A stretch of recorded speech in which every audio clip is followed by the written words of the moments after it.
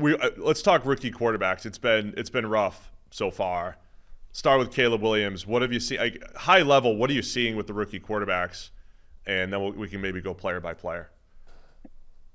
Unpreparedness, I think, is like the biggest word. They're not ready. I mean, actually, I take that back. I think Bo Nix actually looks like he could. It's just he's really nixing really hard in terms of just like he's really checking down like a lot, and he used to do that, and then he would hit the big one every now and then. Keep you honest, like he's missed all the big ones. Like he's had opportunities, he just has missed every single one.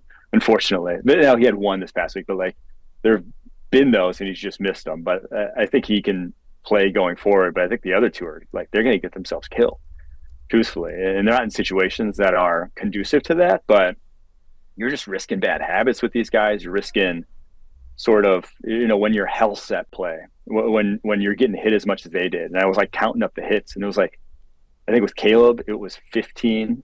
With Caleb it was 13, and Jayden Daniels, it was 15 actual like hits to the ground that you feel after the fact, right? It wasn't like, oh, you're, getting touched as you go out of bounds as a runner. It's like, no, that one's going to sting. And if you're doing 15 a game for 17 games, you're just mentally going to be kind of in a position where Bryce Young was, where you may not even know it, but you're subconsciously playing the position to try to avoid those hits without like doing what it takes, like without like learning how to play the position the way it takes to actually avoid those hits, which is like get the ball in your hands quickly and like run through the offense with confidently in the pocket when and actually just like get the ball in your hands consistently. And I think you're running the risk with both those guys. And now I think Daniels has been much more impressive than Caleb from like a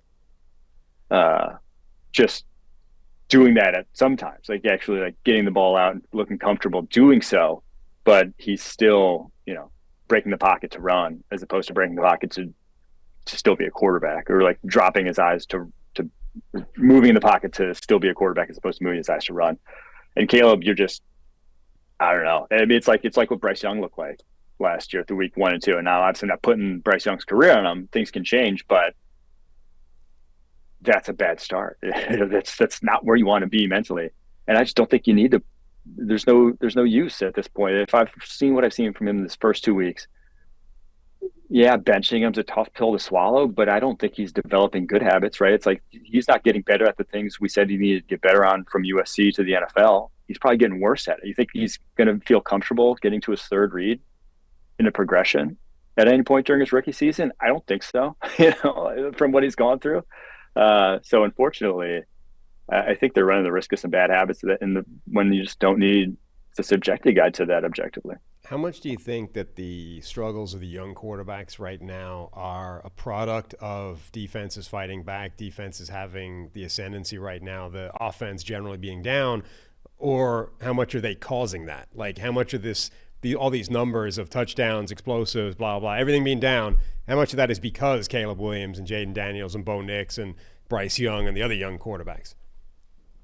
Yeah, I think it's twofold, right? I think defenses have finally shed the Seattle cover 3 base and gone to a cover 6, cover 4 base, kind of like their bread and butter, open field, early down coverage concepts that just play action doesn't work as well against those. A lot of deep concepts don't work as well unless you're like obviously the New Orleans Saints, but like that puts caps on defense on offenses. And to counteract that, if you're a quarterback, what do you have to do?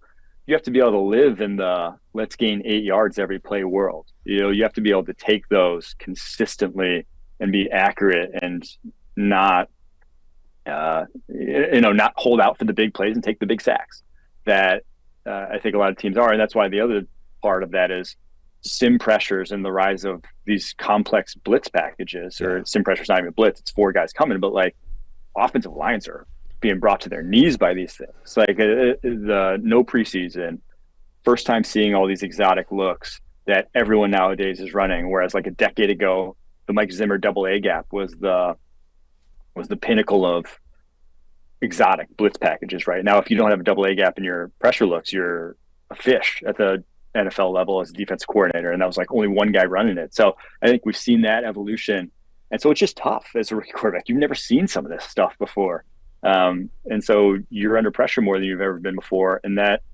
they just need the reps against these things, and they're not getting it.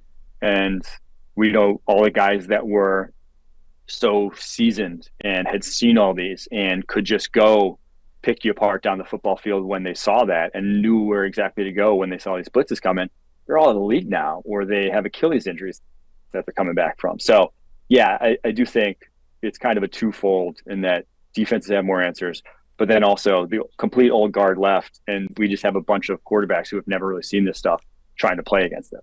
I like the way you positioned it, right? Because a lot of teams tried to emulate Seattle, and I said this for years. It's like trying to emulate Seattle when they had the perfect left corner for their system, the perfect free safety, the perfect strong safety, and a great four-man rush. And every time a team went and the Falcons tried to do it or Gus Bradley tried to do it, it's like you don't have any of those pieces. And now you just have a mediocre, you have a decent scheme. It's a fine scheme without the perfect pieces to do it.